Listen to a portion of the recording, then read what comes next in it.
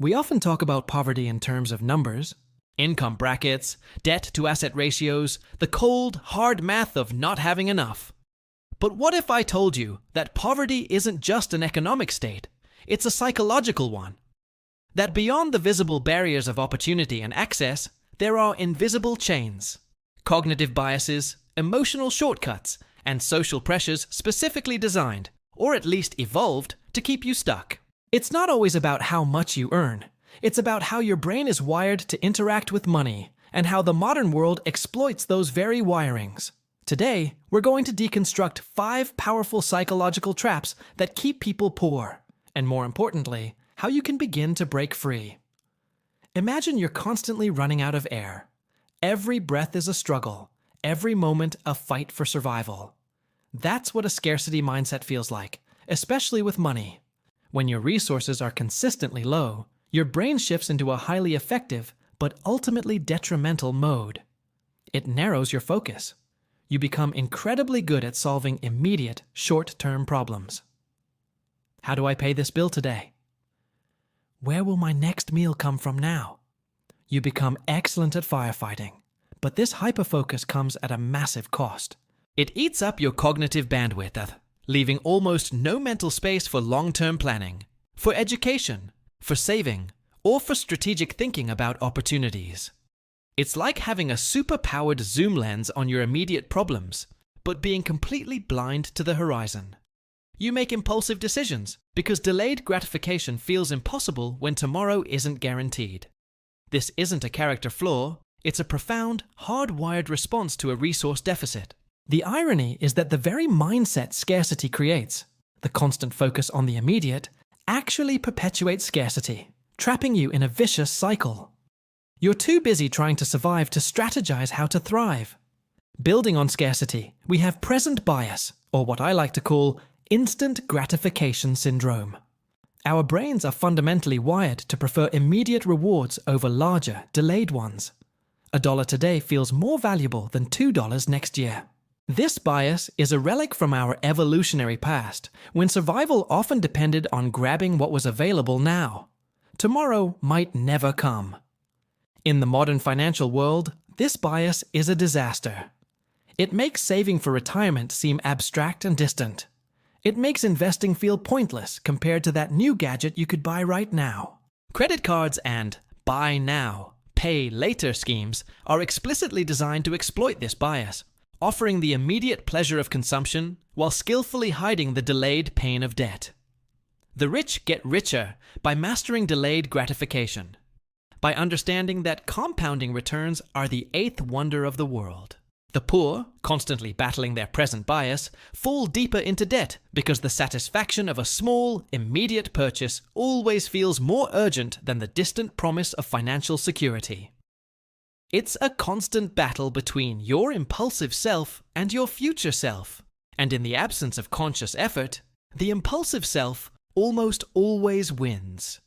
Humans are social creatures, and we have an innate, often unconscious drive for social status. We want to fit in, to be respected, to be seen as successful by our peers.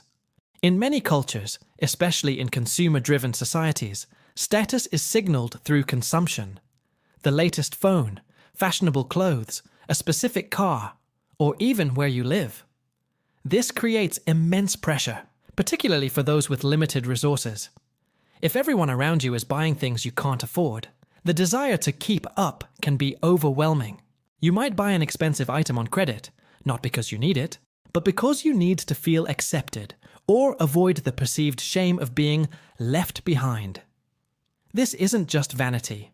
It's a deeply ingrained psychological need for belonging and recognition. The irony is that these attempts to signal status, often funded by debt, only erode your financial foundation, making true upward mobility even harder. You're sacrificing long-term financial stability for short-term social validation. It's a costly performance art designed to impress people who are probably too busy battling their own social pressures to even notice. Our brains hate losing more than they love gaining. This is loss aversion. We feel the pain of losing $100 far more intensely than the pleasure of finding $100. This bias plays a huge role in financial decision-making, especially when you have limited capital. For someone who has little, the fear of losing even a small amount can be paralyzing, leading to inaction or overly conservative choices. Consider the endowment effect. We value something more simply because we own it. If you have a small amount of savings or a small investment, the thought of selling it or risking it for a potentially larger gain can feel excruciating.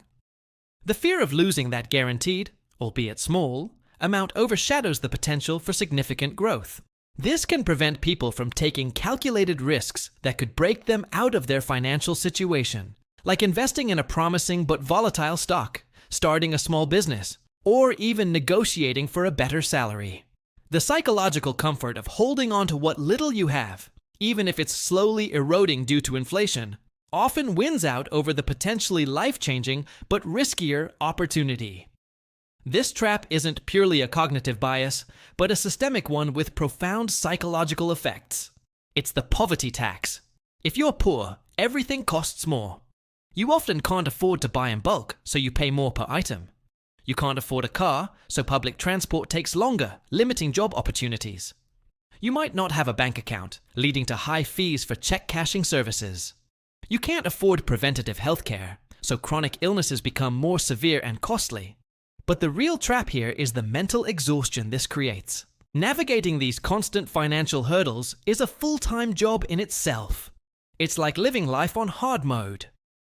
This continuous stress contributes to decision fatigue and cognitive overload, making it even harder to make optimal financial choices.